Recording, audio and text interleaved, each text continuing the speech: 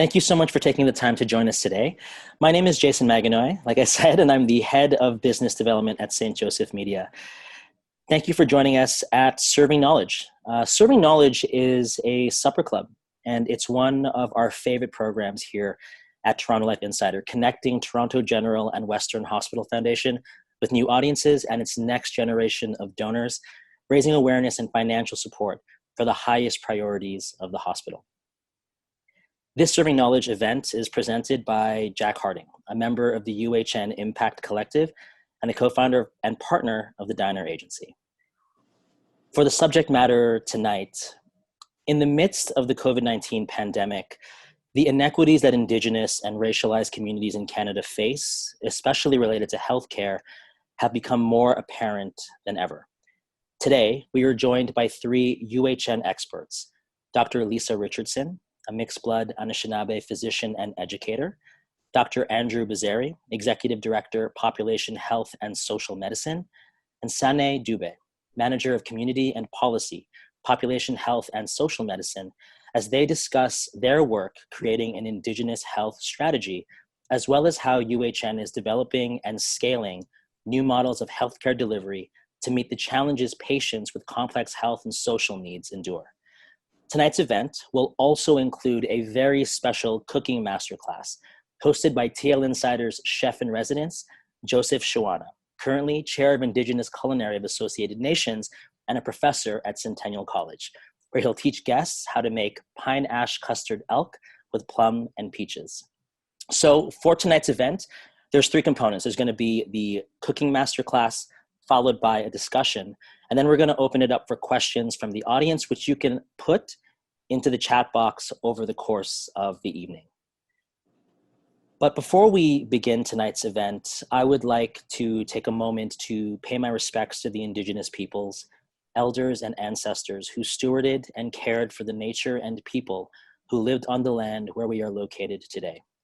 We acknowledge that we are on the traditional territory of many nations, including the Mississaugas of the Credit, the Anishinaabe, the Chippewa, the Haudenosaunee, and the Wendat peoples, and is now home to many diverse First Nations, Inuit, and Métis peoples.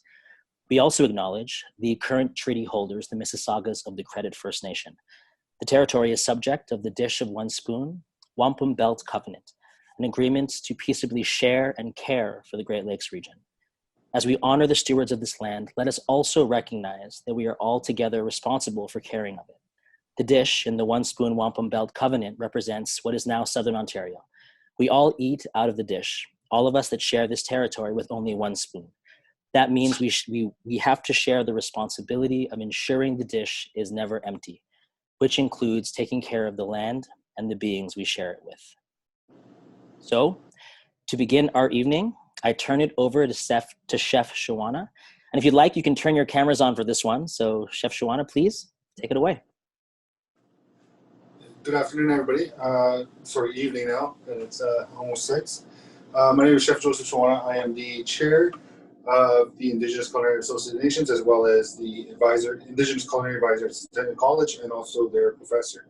So this evening, we're going to be making pine ash crusted elk, loined with plums, some peaches, and I made a smoked cherry reduction, like a gastrique kind of thing. But all of these ingredients that we're going to be using are all indigenous to our area, all the way from the squash, the elk, the plums, peaches, cherries.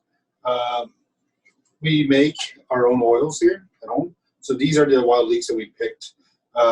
This past spring, we had dehydrated them. I just added them to oil, as well as some squash blossom flowers that we dried, and I just hang dried them in my window so that they just last a little longer. Some wild leeks. So the wild leeks are similar to a flavor of garlic and a leek at the same time, as well as I was gifted. This is the oil that I'll be using this evening. It's a wild garlic oil. So my friends at Forbes Wild Foods, they gifted me a little bunch of wild garlic, and the way that I felt that I can preserve it and use it over time as long as I could, it was to make a nice oil out of it. So we'll just get started. So I have a nice elk loin that's right here. So with elk, you don't want to go too long with it. Just a quick sear, about a minute and a half on each side, and then turn it over, finish on the other side. So we're going to add the pine ash here. So this is also mixed with some of our medicines. I have some spruce tips in here, some cedar, and some juniper. So I'm going to add our wild garlic into the pan. And this is also going to help flavor the meat throughout the and everything else that we're going to be cooking with. So I'm going to be using all the same pan to cook with.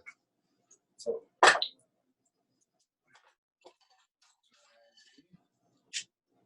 stay up here.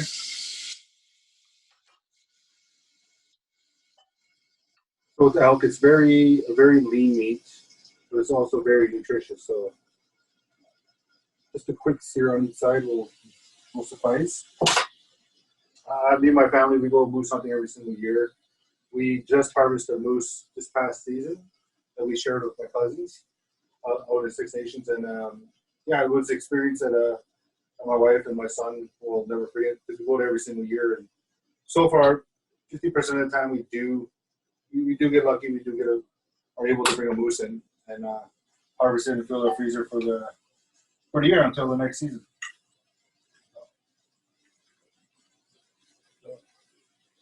And what I'm teaching at the college, I tend to just talk a little bit about the history of our foods and how sacred our foods are to us as Indigenous people, right? So, and how it's we as Indigenous people, we tend to we're kind of like the how would I say it? The stewards of the land. So we make sure that we have a sustainable future for our children and their children.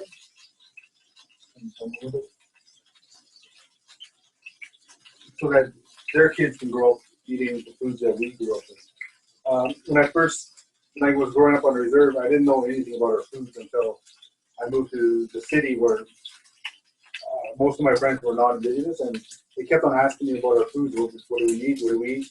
And I kept on telling them all about Bannock and tacos, and little did I know that at that time it was Bannock and tacos are not part of our history too. We're just looking at a nice little crust like this. So I'm just move these guys off to the side. While those ones are going, add a little bit of salt to the squash. So you can use any veg that you like for this recipe. So food should be good. Salt, just touch of pepper. I'm gonna add some of the dry mix that we made. Dry up. A little bit more flavor. Move that over. Then I'm gonna start adding my wild leeks. So I cut them in half, and I just want to put them the half side down in the pan. So the reason why I'm cooking everything at the same time is just so that all the flavors in the pan just all come together and everything complements each other well. I find that elk goes really well with wild fruits and wild like succulent fruits like cherries and peaches and plums and even apples because that's what they like to eat. And venison will go really well with a lot of earthy notes like juniper, sage, and spruce tips and so forth. And moose is really good with squash, like with pumpkins. So everything works well together when you know what the animal eats to what it can accompany with. So that's one thing that I find. So when I think I diced up some nice peaches here. So then for the pumpkin, then a couple of peaches you can go in the pan. But they're doing it nice and sweet. Looking for a nice crust pizza. See? Nice little crust on there. So we're gonna let Toby go get this out some rest. And at the same time, we're gonna finish it off with a little bit of fruit tips. Fruit tips is another ingredient that me and my family we go picking every spring.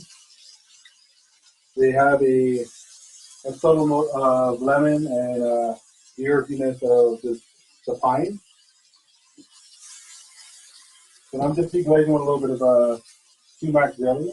So it's just sumac that steeps in water and then a little bit of gelatin added to it. So we can just hold it together. And a little bit of the sweetness of some nice maple syrup. Today everything goes good with maple syrup, right? So we're gonna let this go. Let's see. So grab our squash. Yeah. So still let everything just deglaze a little bit more. Nice and happy in the pan. Now we're gonna cut our elk. So I always like to go for like a blue rare in a way, just because it gets more of the flavor out, and it's still nice and warm to the touch. So if you just always touch it like this, and it's nice and warm, it's perfect. So, and this will just be going over the squash. So,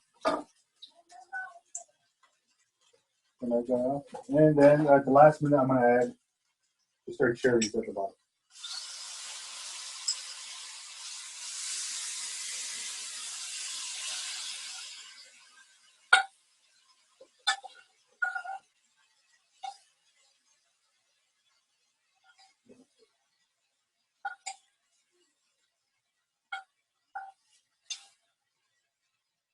The peaches, the nice cherries, the earthiness of the spruce tips,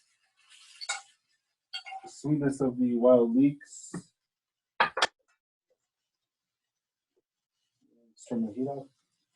And then with our dried squash blossom flowers that we harvested, I'm just gonna go ahead and just grab it and then just garnish it with the top, just like so, just to get the floweriness out of it. Then you'll end up with the stem just like this. Save these guys. I like to save these guys and add it to like oils and stocks or even some dry rubs, so nothing goes to waste. It's part of our culture is not letting anything go to waste, right? So when we harvest an animal, we use 100% of the animal. When we get a plant, we use 100% of the plant and so forth. So it's like when we harvest corn, we use the corn kernels, we use the husks, we use the core for feed for other animals. Like if we go deer hunting, the deer love the innards of the corn cobs. So just something, it's just nice and sweet for them. So this is the pan-seared pine ash crusted elk loin with wild ramps, some peaches, and some plums, and a nice smoked cherry gastrique, and with some squash and a little bit of squash blossom dust on top. Just put this guy here above some of the furs that were given to me when I was up in Yellowknife. So if anybody's wondering, so this guy here is a lynx. This guy here is a beaver. One of the biggest beaver pelts I've ever seen. Is like can't even imagine it's like that big. So so don't worry, these ones were harvested in a humane manner, so it's perfectly fine for anybody who doesn't like that kind of stuff, right? So yeah, so I hope you guys enjoyed my little cooking demo. I look forward to hearing any feedbacks that you guys want. And just let me know if you guys have any questions. Reach out to Toronto Life. They'll have my information to contact me if you guys have any questions. But thank you guys for letting me into your homes and letting me feed you guys for a night. Miigwech.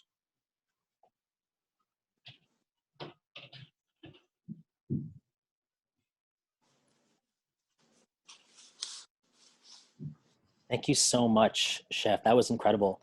And like the team is saying in the chat, that recipe is available through our Toronto Life Insider Chef's Pantry. So if you'd like to purchase it and give it a try, please do so.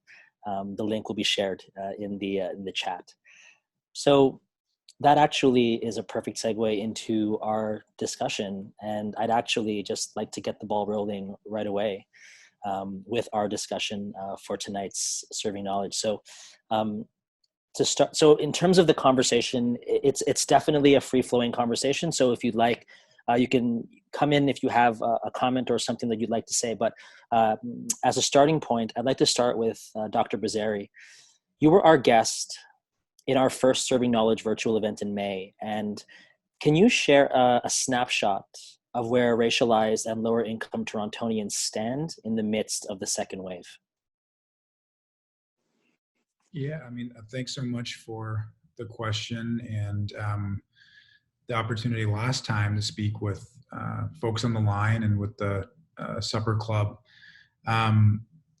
You know, I think I would also really just like to acknowledge just how much of an honor it is to be on a panel with Dr. Richardson and Sané Dube for tonight's, which is so different and so much, I think, just so compelling in being able to have all of their expertise and knowledge here. And I would just, you know, want to start by just saying on the question as briefly as possible to open it up to our co-panelists who have such wisdom and insight and experience on what we're seeing play out. And I just think that the hard part for me personally is that we are here now months apart from where we had a discussion on some of the major health inequities that the pandemic was exposing. I think that there was this sense of surprise. If I remember correctly at the time, it was about race-based data was just the push. Could we actually understand or see that communities of color, Indigenous peoples, people living in low-income setting were at highest risk, and how that was novel in a way, or there was the sense that this was surprising, where so many, the wisdom in community, so many public health leaders, so many scholars and community activists were predicting this for months in advance of the pandemic. And the hardest part, I think, for so many of us working in these spaces and in healthcare and other settings is we've allowed the same pattern to hold now in the second wave, if not worse. And I think that's the only real response saying I can give, in the sense that how different is it? It's harrowingly not different, and that we've seen the same things take hold, the same things take shape, the same people get sick and infected, the same communities and populations. And again, I think it's nothing less than damning on what we've allowed to happen at every level of government with respect to this. You can make the argument that maybe some of the data collection is better or not, but I don't think any of us can feign to be surprised. But I would open that question as it to me, but to Lisa and Sané or others on their reflections. But my major unfortunate takeaway on this is we have not done all that much better, but there's been so much strength and resilience of communities amidst the fact that we have not moved at the public policy level to support people through what we know has happened through wave one.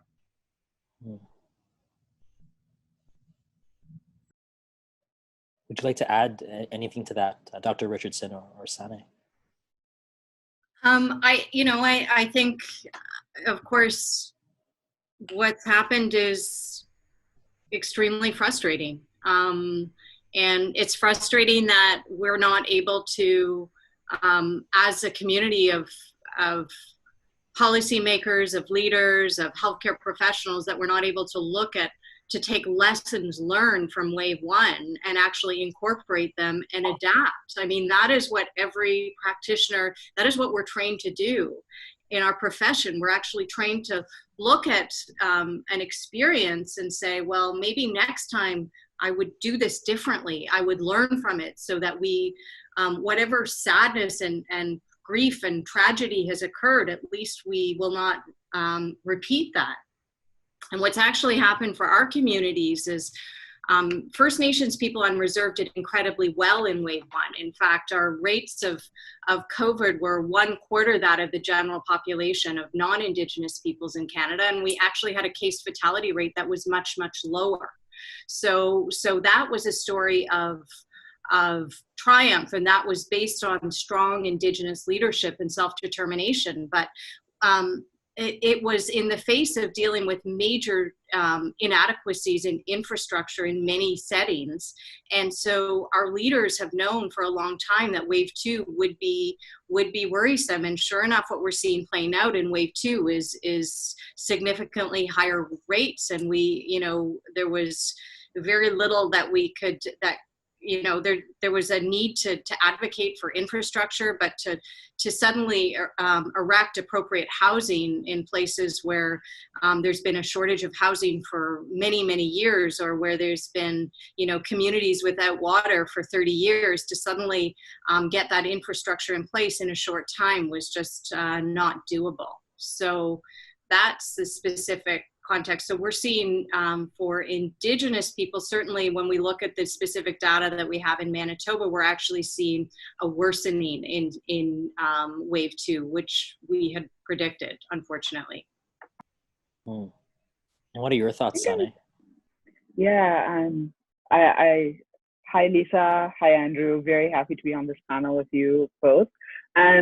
I agree with what both Lisa and Andrew have said. Before I came to UHN, I was working in the community health sector and working specifically on Black health.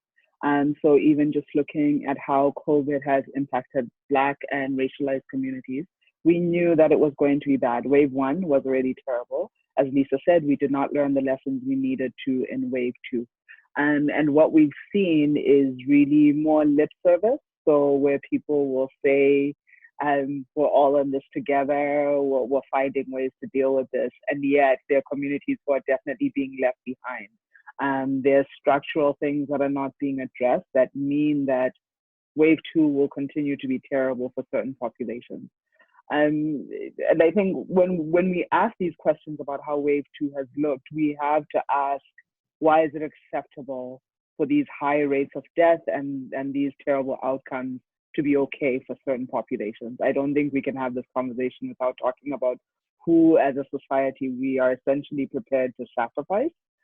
Who are we okay with dying and being negatively impacted by this pandemic? So wave two we have not learned. It's gotten worse. I would agree with Andrew and Lisa for that. Well, that's actually a really good segue into my next question, Sané, which is, at the onset of the pandemic, there was no collection of race-based data. And now, from my understanding, all data collected to date points to a disproportionate and sustained impact of COVID on Black communities. So can you share with us why we need to bring this analysis to how we speak about the pandemic? Why do we need to talk about this kind of impact in terms of race?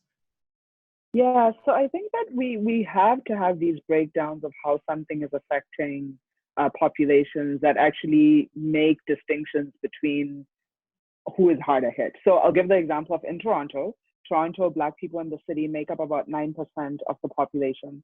And yet the COVID rates were up to 25% and up to 30% in August of the people who are diagnosed with COVID were Black. So when we just report and say Black people are overrepresented, you're not actually telling the full story. So to be able to say that for a population that only makes up 9% of the city's whole population, we should be very concerned that up to 30% of the cases of COVID are in this group. So data allows us to be able to really see those nuances, to really see those differences, and to be able to tell a full story about how a pandemic is moving, how it's impacting our communities and different groups. But ideally, data should also be used to redirect resources. So one useful thing that we've seen with data is where you see, even in the daily reports that we have right now, right? We'll see that there were this many cases in Peel, this many cases in Toronto. Ideally, that data should then be used to redirect resources to those hard-hit communities. I can't speak to the data that's come for Indigenous communities, and Lisa, I think you will speak to that, but I think also Indigenous folks have collected that data as well. to be able to show what's happening. And we need this data. We need a full story. We need something that will say what this pandemic actually looks like on the ground. So it's progress. That data is being collected in Ontario, but the question is, what are we doing with that data? Because right now we just have a lot of data where we're saying Black people are impacted, but we're not redirecting resources. So I think that continues to be a problem. Well, that's actually a really good into my next question, which is for all of you. So we have this data now. So what are the barriers to reallocating resources? What is holding us back?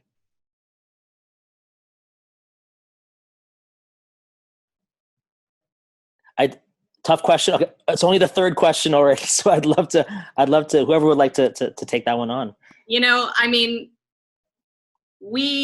for Indigenous peoples, we have reports going back 30 years around inequities. So really, when I enter into the data conversation, I have to say no data without action.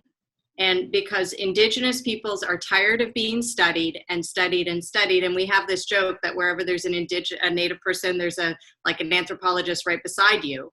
But actually, what change has that made in our communities and to our health outcomes? And you know, the most frustrating thing for me is that we continue to have reports, inquiries, commissions, data, and yet we're not actually seeing action. So where does that come from? To me, that comes from an acceptance that we will allow certain groups to actually live in with these inequities, and that we actually have come to tolerate, and not just tolerate, but believe it's okay and it is inevitable.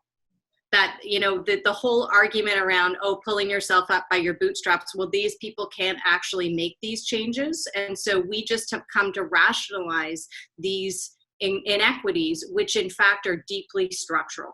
They're based on policies and legislation for Indigenous peoples that continue to ingrain racism and inequity in our system. So, I mean, that's a hardcore answer, I realize. But I think when I look at the Royal Commission, when I look at all of these countless reports, and I say, why are things not getting worse? In fact, in some of our jurisdictions, in some areas, health outcomes are worsening. Health gaps, for example, for First Nations people in Manitoba are getting worse around mortality, around youth life expectancy, etc. So it is a problem. Well, that's actually a really good segue into my next question for you, Dr. Richardson, which is, can you share with us the work that you've been doing to develop an Indigenous health strategy at UHN and creating partnerships with other hospitals and institutions across the GTA? Yeah, so I mean, I want to be really humble, because in light of all of these sort of structures that I've talked about, it's hard to imagine how one affects change when really we need to see significant investment in social determinants, and which really are the things that will affect outcomes, like investment in education, in housing, in food security.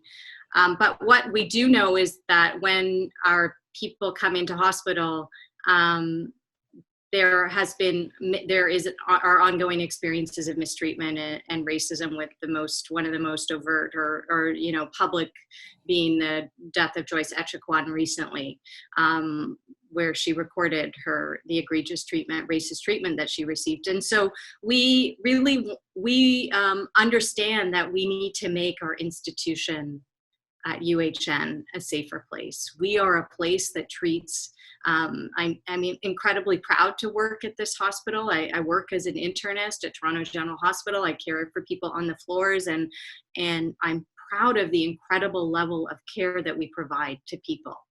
And yet I'm so deeply saddened when I think that our people, Indigenous, First Nations, Inuit, and Métis people, may not be able to access it, either because they don't want to actually enter the door and cross the threshold into our institution because of historical and ongoing stories of mistreatment, or because they may have had a negative experience. And so how do we actually transform this space? And so we're in this very early stages of our journey, but understanding that we need to make this broad scale change, which includes education of everyone, not just nurses and physicians and social workers, but everyone within the institution to understand the history of colonization and the treatment of our people in the system, but also access to be able to practice ceremony at the, in a stage of grief, if you're in a palliative setting or in a critical care, and you want to be able to access smudge or other traditional medicines, so that there are spaces for that it doesn't have to be going through this long, complex policy, to be able to do that there be navigators and other people present. So we're really at this very early stage of building our strategy, understanding that whatever we build is not coming from me as an Anishinaabe doc, that it's coming from actually what our community members here in the urban setting, and also others who are coming here, because we have many come from remote settings, are guiding us and telling us to do.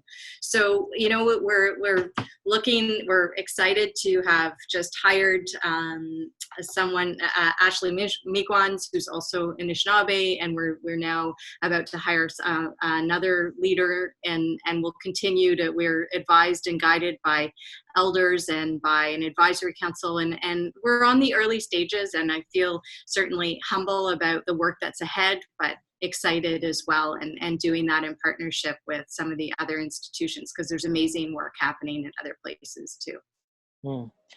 And that, my next question then is, and this is for you, Dr. Richardson, but also open to the rest of the panel, but can you describe how Indigenous approaches to health and well-being can work alongside Western medical models? Yeah, I mean, I'm really conscious that I'm talking so much here. I have these incredible co-panelists. So, our nations are all distinct, and even amongst Anishinaabe, for example, there are cultural differences based on where specifically you're from. But one of what tends to be shared across many of our nations is a more wholer conceptualization of health and well-being, so that health is not the absence of disease, first of all. Health is a strengths-based approach, and also well-being and wellness is multidimensional. So it is not just about one's physical well-being, but about one's mental well-being, emotional well-being, which are about relationships and family and community, and also spiritual well-being. And I use that phrase not in the sense that one would often connote it in a Western framework, which would be religion, although for many people that is anchored in a traditional religion, but also in the sense in which we think about the spirit in all things from an Anishinaabe perspective, for example. So seeing that broad way of thinking about health, actually, when I bring that to the care of my patients who may not be Indigenous, but I understand that, you're suffering a physical illness, but that has major implications around your emotional well-being, your relationships with others in your circle, your mental health, and it can really hurt the spirit too. So that way of thinking in that broad way, I always say, will enhance the care that we give to all of our patients. And we don't necessarily need to call it that, traditional framework that may be a medicine wheel from the Anishinaabe, or different, land-based healing from a different nation, but it is a way of thinking, which is a shift. And I think it's a shift that our health system needs to make more broadly, which is about building on our strengths and recognizing the interconnectedness of all these aspects of our health. What are the thoughts from the rest of the panelists? You want to go, Dr. B? No. Okay. Also, Lisa, love learning from you. So I feel like, please talk. Yes. So much wisdom. And I would agree with what Lisa has said, just about health being so much more than your ability to walk into a healthcare provider's place of work, or to be able to access what we typically call healthcare. What and we'll talk about this later on, but just the role that social determinants of health play. We know that really a person's health, the social and environmental conditions that people live in, they actually influence your health a lot more than your ability to access care. And when you think about even the situation in Canada, right?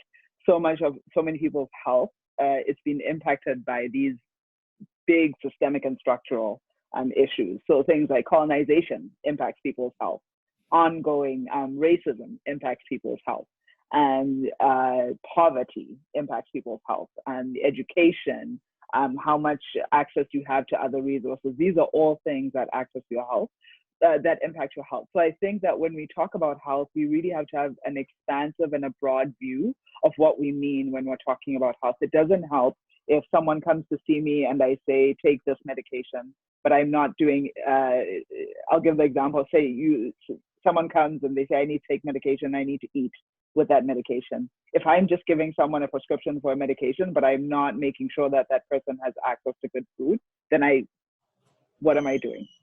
And so I think our view of health needs to be really expansive, and it needs to consider all the different aspects of people's lives. I'll hand over to you, Dr. B. No, I was just going to say, if my role tonight can be hype man for you and Lisa and listen, then I'm like just to sit, relishing the ability to learn from both of you in this opportunity tonight. No, I think you've both are just such powerful comments on this, and really nothing that I could add, but really just I think to push forward as well, just on that notion of that I think Lisa's really put forward, just for how many generations of failure there's been. And I think that, again, this might be a question later on or not, Jason, but I think none of this is altogether new. I think that the concept, and we are so, and I think there's some UHN people on the line as well, and how of Ashley joining the team, and Sané since the last dinner joining UHN is such excitement and encouragement. But the reality is about social medicine, population health, and the wisdom from Indigenous health and the concept of health and well-being. We've known this for decades in the Canadian context, and that we spoke to last time a little bit, of there being a minister of health and social welfare. Like, imagine that we actually had a minister of health and social welfare. And the idea is that they were connected, that your social welfare was bidirectional with health and healthcare. And that was 1974, right? So, I think the other thing in for tonight's session for me of humility is, for me, rereading the Lalonde report of these new ideas in policy have really been there about integrating health and social care. Who would believe that the environment would have a huge impact, in Mother Nature, about our health outcomes, and predicting issues of climate change and how we think about healthcare delivery, and the opportunity cost about which dollars we put into healthcare and what we put into the issues that Sané so brilliant put forward about poverty and education, public education, and structural racism, having such aspects. So this has been on report as well for policymakers about social medicine, a long history, and this with tied to medicine and the concept of that well-being. And I think, again, the frustration that Lisa spoke to so powerfully is that there are so many reports, and even just thinking that with something as close to as wave one, we haven't been able to pull lessons from for policymakers. It's disheartening when you think of how many decades of work and wisdom and reports there are, that we just need, you could pick up any one of those, and if you implemented them, we'd be in a better place than where we are right now. I mean, one of the main themes that seems to always be emerging when it comes to the pandemic is that in 9 months, the world has fast forwarded years, decades. It's forced the future of work. It's forced our hand in so many other areas. But then just hearing about how decades of failure, pandemic comes, and all of those inequities just get crystallized even more so. It is actually very devastating to hear that a pandemic couldn't even move a lot of these things forward that we need to move forward. And that actually takes me to my next question for all of you, which is, you've already pointed out all of these social barriers and challenges to wellness and health. man, the pandemic hasn't even been able to push those and move the needle for those. So can you share some of the work that UHN, at least, has been doing to reduce barriers to healthcare for marginalized populations? So I'd love to start off with Sané. Oh, sorry. Can you ask that question again? I had a bit of a distraction. Oh, that's okay. Or the last bit of that question. It's the beauty of Zoom chats. We're ready for all kinds of technical issues. But can you share? Before we start on that, I know you had said this was conversational, and can I just interrupt for a moment? And because I'm always conscious of, obviously there's been so much tragedy here, but we've also seen unbelievable innovation at the community level. And I know you want us to speak about what's happening at UHN, but the most mind-blowing innovation that I have seen has been at the community level, has been the joy of my days is always going out with Anishinaabe Health and their mobile unit, right? Where you're actually taking testing and taking comprehensive care into community. Or, the development of really wraparound care to support people who are having to be isolated. So I just wanted to highlight that while these stressors, while they are, of course, exposing these structural gaps that have been present and widening them in many places, we are also seeing incredible community-based innovation. Thank you. Okay, so I think I can maybe jump onto what Lisa is saying there. And I think that it is important for us to always keep in mind that work is going on, and there's work that's always going on that changes our world, that makes our world a better place. And I think that the minute we lose that, we actually lose our ability to keep going with doing these things. We need to hold on to that. And I think about what Lisa said about community-led organizations and the work that they're doing. This yesterday, Andrew and I were at a community testing site, which was a pop-up testing site, which provided drop-in testing for folks. Anyone could walk in, didn't need an appointment. You don't have to have OHIP coverage. And I think that these are the types of partnerships that will ultimately make a difference in the how the pandemic looks in the long term. And that this is where really the innovation with UHN, that's where I would say we are innovating. That's where we are doing the work that has the most impact. And part of it is because with those types of partnerships, we're actually able to reach those communities who often are left on the margins. So when you do something like provide pop-up testing without appointments, you're also making it easier for people who may face barriers with, for example, getting childcare, or people who cannot schedule appointments because they do shift work, and yet they're providing essential care services and really should have access to COVID testing. So I think that where UHN, where I've seen the work that has had the most impact is, again, in these community partnerships, in work that takes healthcare to the people, and that brings people who traditionally are on the margins right into the center, and make sure that they are able to access the care that they need. Also, I hope I'm answering the right question because of that was it. It was about, and I think that's amazing about the connection UHN is making with the communities and the innovation that they're fostering. That is an incredible way to reduce the barriers for marginalized populations. Does anyone else want to add to that, like in terms of some of the other work or some of the other partnerships UHN is creating to help reduce the barriers for marginalized populations? Well, I'm just thinking about the incredible, we have incredible science here and incredible scientific and laboratory innovation. And when I think about the necessity for rapid testing, which is actually required in a lot of our remote communities, and Indigenous Services Canada has prioritized rapid testing to be in remote communities because of the need. Actually, you don't have access, the lab access. And so the fact that our lab and Dr. Catherine Tinkham here at our lab has been, and the head of lab services have been working on getting right away, or working on that rapid testing that we're now seeing rolling out is just incredible. So that's an example of, I often say, well, high-tech innovation isn't always what we need, but it's an example of an incredible scientific lab-based innovation that's having huge impact at a community level.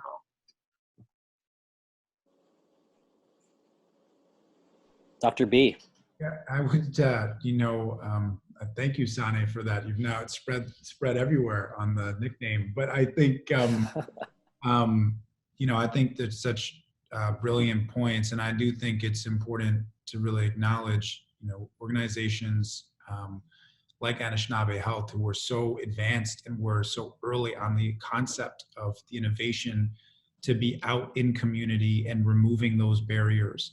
And in many ways, I think it's just, so important to underscore that what we're calling innovation at the hospital level has been the day-to-day for community in having to navigate and maneuver around all of the obstacles that have been imposed by the long reach of structural racism and public policy. And so in many ways, us catching up, but partnering with community and being led by community as to what the needs are and how, as Lisa's put, how can we leverage the science and technology and some of the expertise that's there, but also learn and shape and shift in what we think is being care. And I think we've seen, again, I would see the definition of innovation for us through the pandemic from a social medicine perspective as partnership, whether it's been with West Neighborhood House for helping people get access to some financial coaching and models through the socioeconomic fallout, with Food Share Toronto, which a shout out for the work they're doing on food insecurity,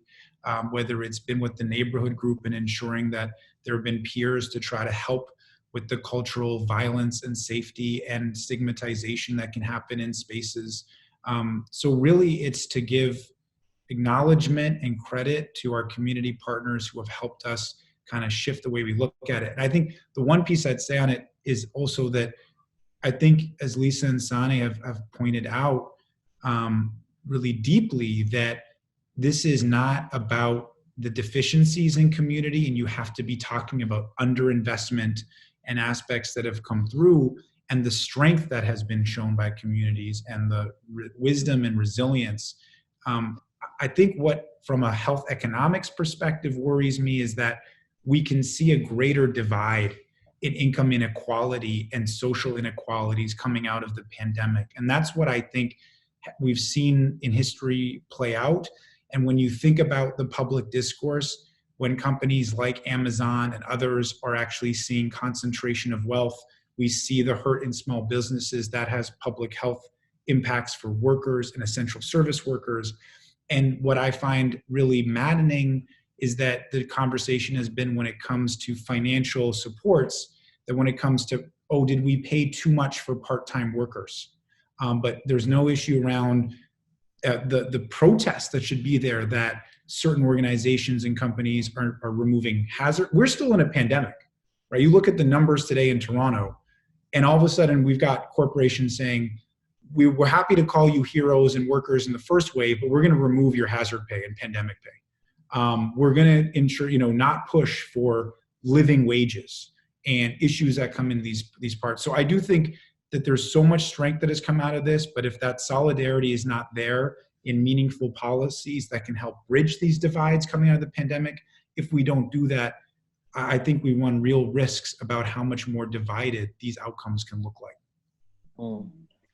If I can just add to that really quickly, I think of a quote from Mariam Kaba, who is an activist, thinker, abolitionist, who's based in the US. And she often says, hope is a discipline.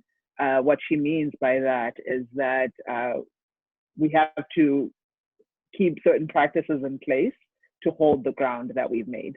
And I think that with COVID, we've made some grounds in terms of good policy. We've made some grounds in terms of changing the way we approach something. It's obviously not enough, but an important thing moving forward will be to make sure that these conversations keep on happening and that we're able to hold the ground on changes that already have happened, and to keep pushing for different things to be developed.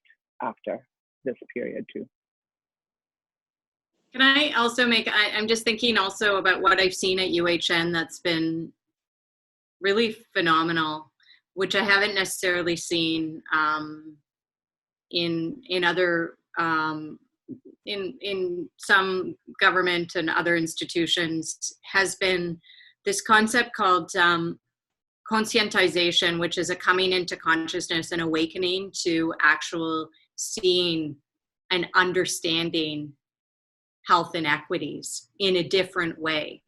And actually to see that, so that's social innovation. That is this, and that, I mean, it's an awakening of the mind that I've seen in our senior leadership team to understanding that these structural inequities must be addressed, and a deep commitment to what that takes. And the sadness for me is that we've had to get to this extreme place to have that awakening.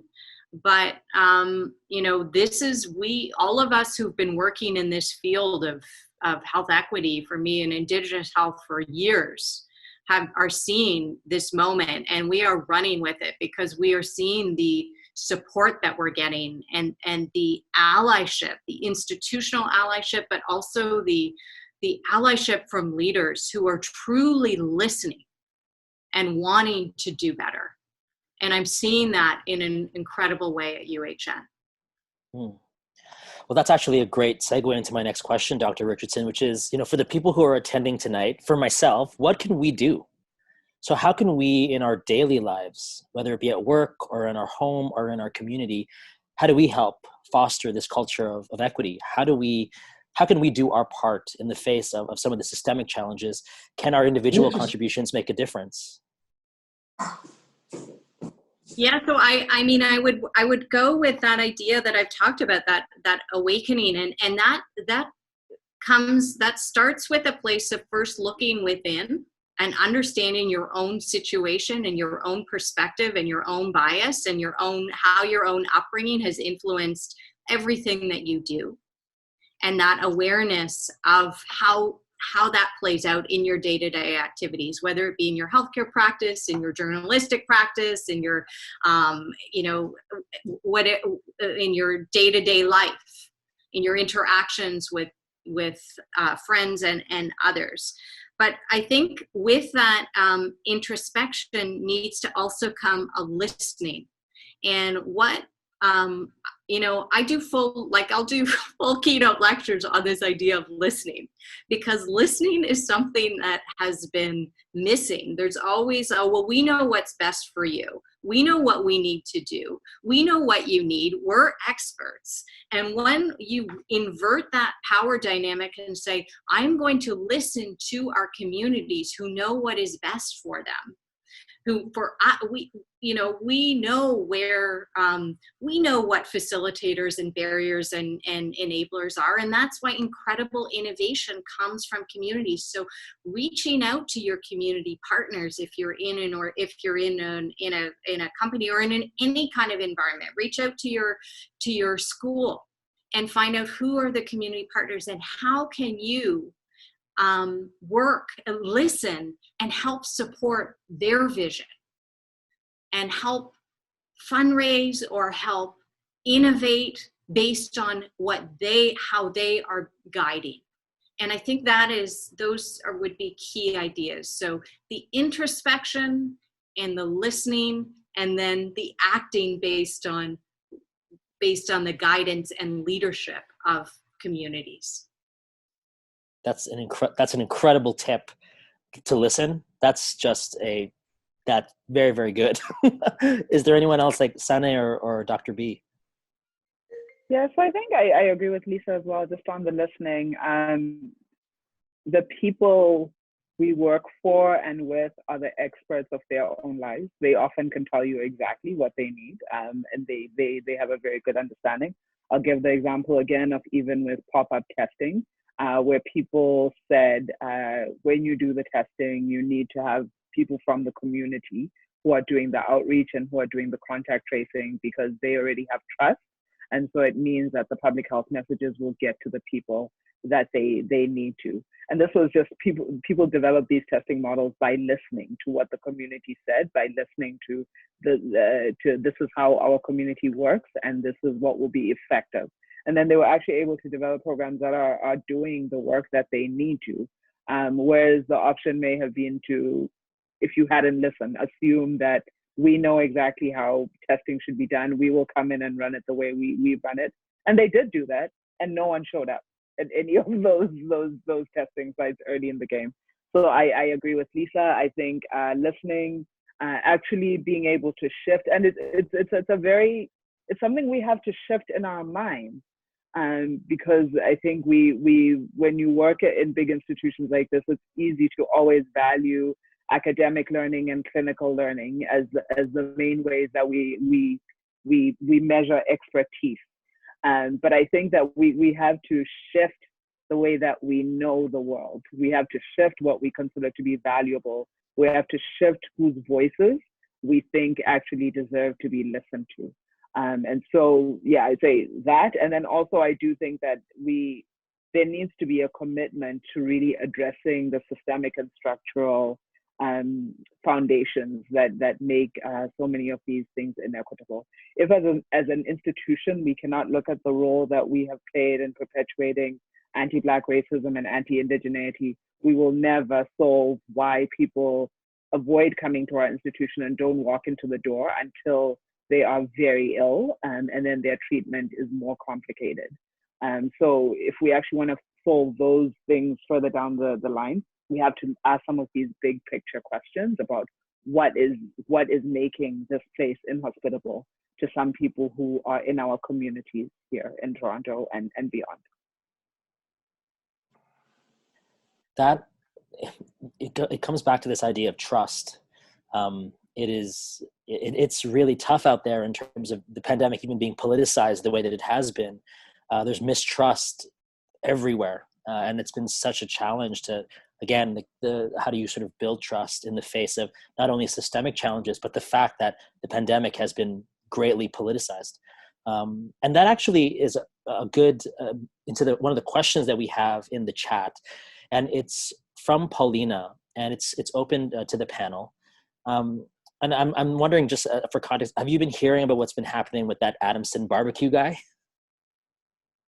Okay, I think Sané's reaction is really, really good. But what would you say? Like, what would you say to someone who's willing to give to Adamson? They've raised $300,000, but don't see value in investing in programs that you all represent at University Health Network, or food security programs, or any of the deserving innovation that's happening in communities that you've talked about today. How can you get through to someone like that? And what would you say to them if you had a chance to speak to this person?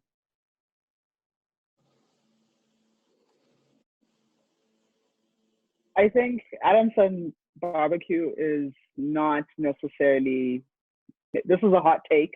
I may be thrown out for this, but I don't think what's happening with that barbecue situation is really about COVID on the surface.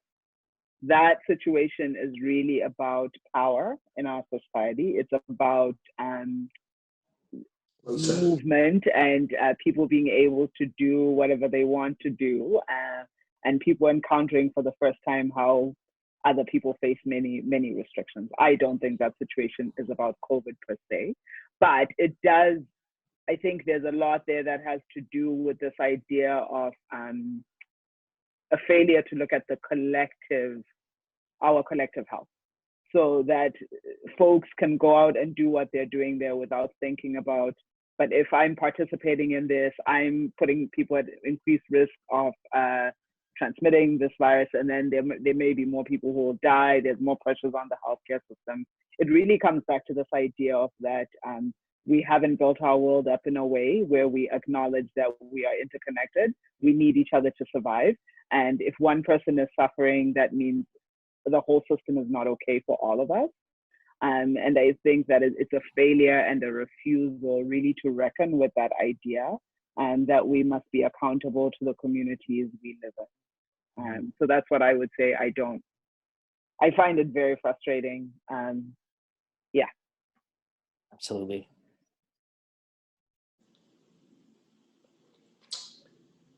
Lisa, do you want to go ahead or no? Yeah, I mean, I think we all have feelings about the Adamson barbecue situation. Yeah, I mean, I think to the question from Paulina, and I appreciate, I think it's, obviously what's out there and what there's a lot of attention and press about it. And I really do agree with Sané. I think that there's many layers to the quote unquote protest. And, obviously I believe people have the right to decide where they want to send their money and what they want to support. But I do think that I would push on, I think the question ends by saying, what would you say to someone? I think when you look at the data we've seen as to which communities and which people have been infected by COVID-19, and there are these layers to the power that Sané talked about, the privilege, and I think that, I would be hard pressed to believe that any of those people either giving money or protesting for indoor barbecue have lost a loved one to COVID. And it has unfortunately been, racialized workers in long-term care homes and personal support workers and people in, again, low income and communities of color that have, borne the brunt of COVID. And I think there's an element there of the inequality that maybe folks supporting may be spared from. And I understand that there's the issue around small business and the challenges that are there. I mean, we all believe that every effort needs to be put in place to protect people financially, whether it's to stay at home with paid sick leave or to support businesses through this. If we don't get control of the virus, we will not have the economy in a place where any of us want and believe is good for health. But I do have to say, I mean, Jason, as you're saying it, I felt really badly last time in our conversation because Ken, I believe, who was speaking last time, was like, hey, in Canada, we've got like full trust of experts and people trust experts. And I laughed and I felt bad at the time and I disagreed and was sort of saying, well, I'm glad you think that, you think so. But I think it does speak to that point about trust. And I think that there's been, I think last time speaking about, there's a war on science and misinformation, again, to the layers of this. And there's elements of, potentially racial and economic divides. So it's not so easy. Again, I don't want to disparage people making their decisions about it, but it's hard to see how anyone who's supporting this has lost anyone or has been affected in ways of where COVID has done this, because it's hard to believe you could call this a hoax when you've got people, Lisa, working on the floor in internal medicine and seeing COVID patients, people in communities that, Sané and I have seen that lives will be forever changed. And I can't ever speak in any remote favor out of just respect for the lives lost, which is now thousands, and the families that are now forever changed. So, yeah. Yeah, I would just echo that, and I'm called a clinician educator, so I do, my job is, in addition to caring for patients, is to teach medical students and others. And I always come from a place of believing that someone can grow and change, and that, you have a particular worldview, and that I want to be really, I want to be generous and say that probably if I were to bring someone like that on rounds with me on the COVID team and have them observe what it's like to see someone in an extreme state, or see someone who's just lost a loved one, that or go into a community where people where the positivity rate is so high and people are having to live in in housing that's too crowded, or on buses that are too crowded, that there would be some sort of transformative learning. And that's, I speak from that place, as Sané said, like, you have to, when you do this work and when you've been doing it for so long, you have to believe that people can grow and change. And one of the things that I've really seen with COVID is a worsening of this political divide and ideological divide, and and I want us to, we have an expression, have an open heart and open mind. And I want us to start to see and understand the impacts that our decisions are happening on others. And I think sometimes one can do that from reading. Sometimes one has that lived experience of being marginalized in some way, and so you're sensitized and aware.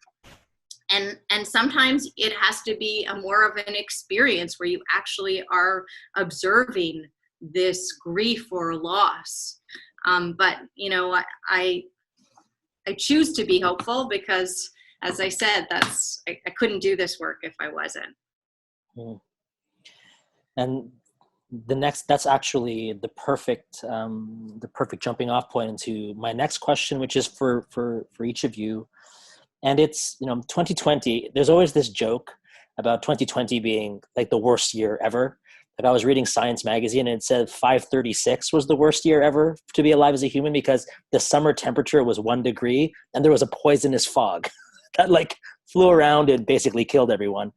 So the question that I have is, it's been a very challenging, very difficult year for everyone, in particular Indigenous and racialized communities. But do you see any positive developments?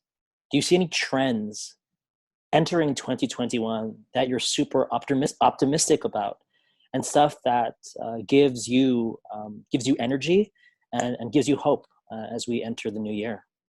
So I'd like to start off with Dr. Richardson. Yeah, I feel so fortunate to what I've seen happen in our communities in the urban setting is I've seen all of our community, Indigenous community orgs come together and align and collaborate in the most powerful way. And, the partnerships, the commitment to actually working together and, aligning on whether it be funding partnerships, whether it be collaboration around testing sites, whether it be, an organization that provides food, collaborating with an organization which is a COVID site, and to ensure that when someone actually has to isolate for COVID, they're having their food, their groceries delivered. That sort of, collaboration is enormous. That is how we start to make significant change. And so I believe so strongly in that, and that the power of alignment has been profound, and to observe that and participate in that in any way has been a gift for me. Incredible.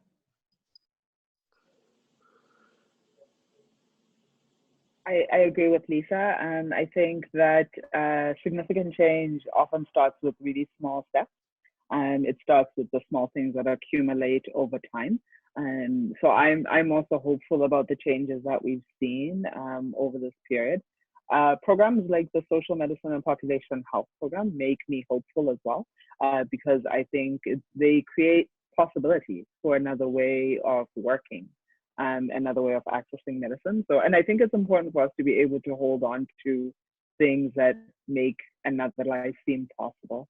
I think those are really, really important things. And I'm also hopeful because I know it's been a really tough year, but in many ways we have also been able to have conversations and shift policy in a way that even a year ago we couldn't have imagined having some of these conversations.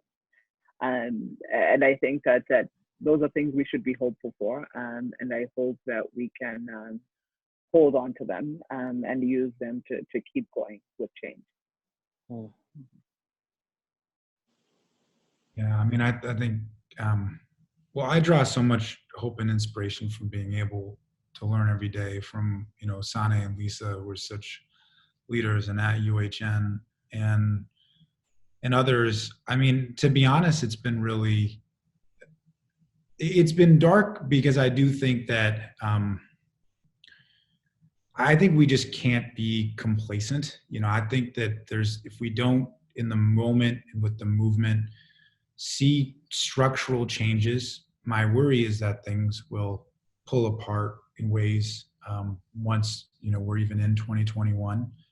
But my belief and inspiration, I think, just comes from people and the human spirit. And I know we hear these stories of Adamson barbecue, but there are thousands of stories of people making acts of kindness, not just health workers and essential service workers, but people who have looked out and been connected to each other in ways that just wasn't there pre-pandemic. And I also just hope the one positive thing comes out of this is that our humility, that there's a broader, there's a more collective humility to how connected we are. And I think that there can no longer be the sense that with technology and wealth and everything that, you can see these tiering of worlds, and that we are so interconnected that the broader health does depend on how we are all doing and how our most disadvantaged are doing.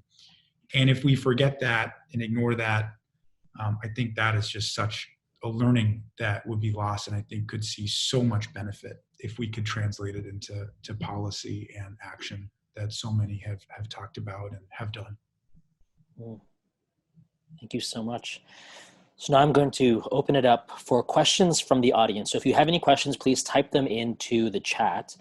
But we actually have a question here from Alejandra, and it's, with downtown office towers being abandoned, do you see any opportunities to convert them into affordable housing? So who would like to take this one?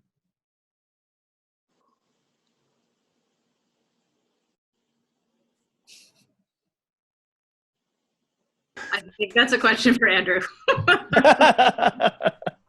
Thanks so much, Lisa. I mean, I'll get back to you and Sané. No, I mean, yes, and yes. I mean, I think Alejandra's question, I mean, I think that the one thing that we've been really fortunate, and Lisa's worked so much with the Anishinaabe Health Team and other Indigenous organizations that have provided testing and supports for people experiencing homelessness.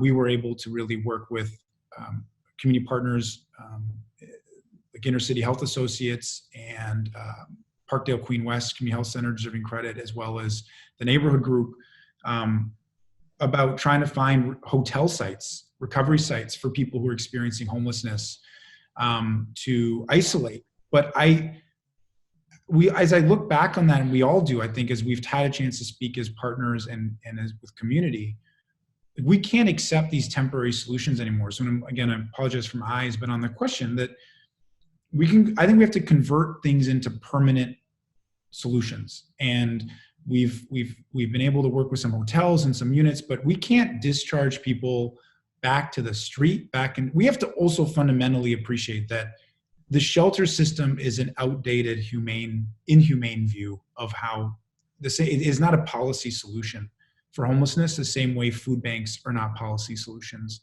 for food insecurity.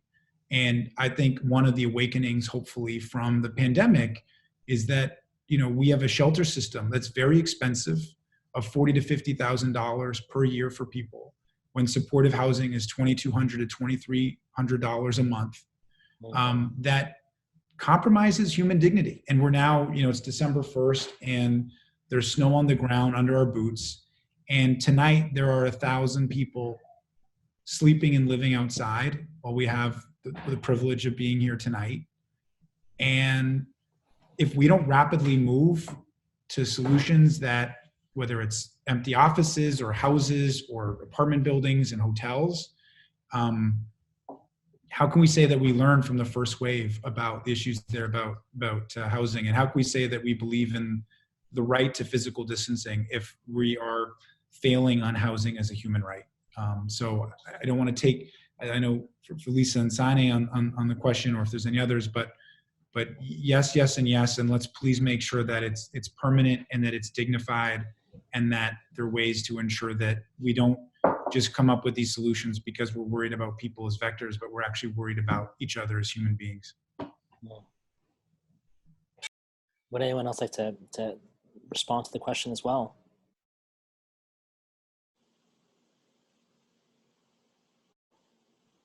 That was a great response.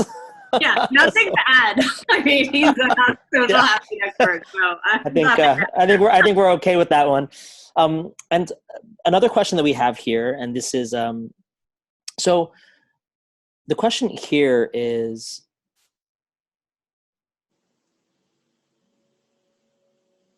okay, so are there any online spaces or communities that people can go to learn more about this work? And like, so in terms of resources, how can we, after this fireside chat is over, after this panel is over, are there any resources you can point us to that we can better educate ourselves?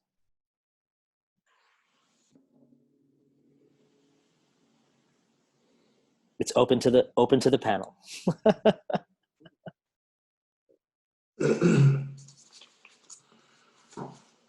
You mean resources from our work, or just in general for people? In general, anything that's easy to access, in particular, anything online. Okay. I'll say I've been thinking a lot about working conditions, just as a good way to really make a seemingly small change that has a big impact. So I've been following the work of the Decent Work Network, which is a coalition of healthcare providers based here in Ontario, and they have been advocating for paid sick days. I think that if we can get paid sick days back on the books, this will make a really big difference. We know that people who are essential workers right now don't always have the option even to stay home from work because they have bills to pay, they have families to take care of. If people could have paid sick days, this would improve the working life, and it would make a big difference just in terms of people living better lives, having better health outcomes. So I would say supporting organizations like that. You can find them on Twitter, Decent Work. Also, I would say looking at other organizations like Health Providers Against Poverty. They are doing really great work as well around advocating for better policy. They have been working a lot with housing. So I think today they were doing some actions around halting evictions and just the impact that losing your housing can have on someone's health. So I would say organizations like that for folks who are in the circle and in the healthcare field, those are organizations that are definitely making a link between some of these big issues and how it impacts people's health. Those are great. Like I can give tons of references, but we're all treaty people.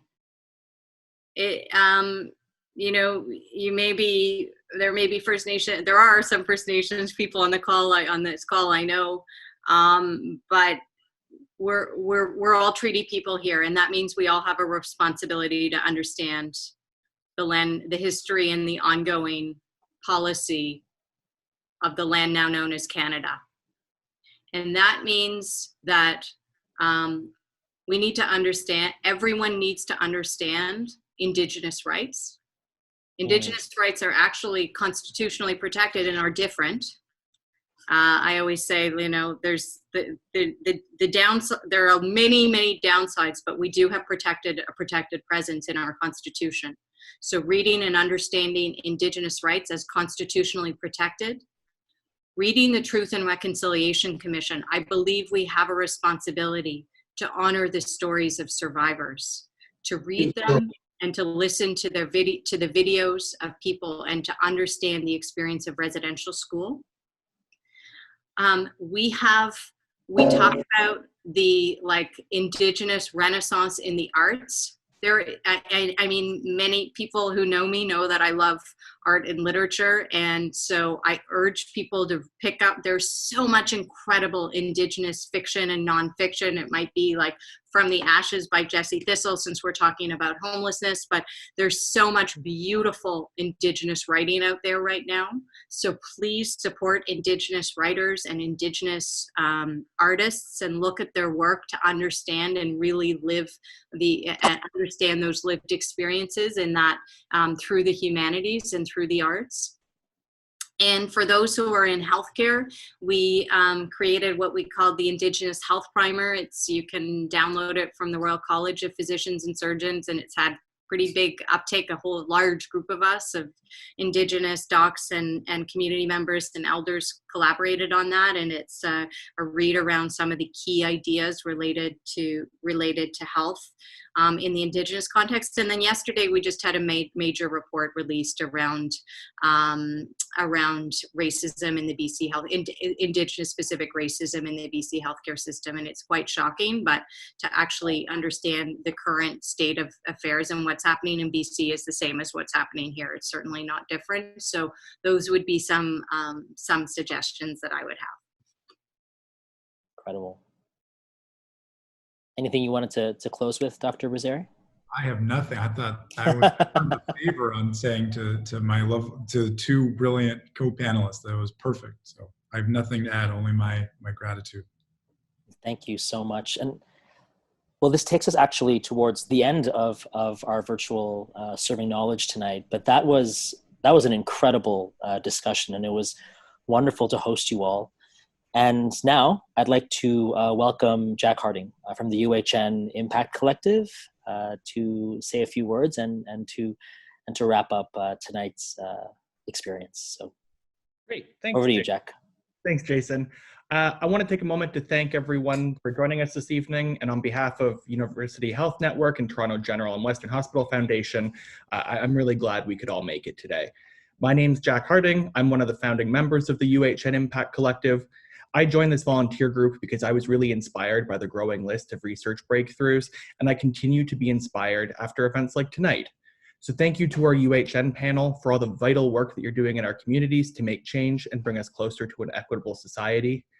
In the middle of the second wave, it can be really difficult to find the light, but hearing from you really brings me hope. This is an exciting conversation to have, and this pandemic's been really challenging for each of us on this call, but being here together, having these important conversations allows us to better support each other and support our communities in need. I'd also like to thank Toronto Life for hosting and to the chef for sharing the recipe for elk. I enjoyed following along, can't wait to enjoy it later.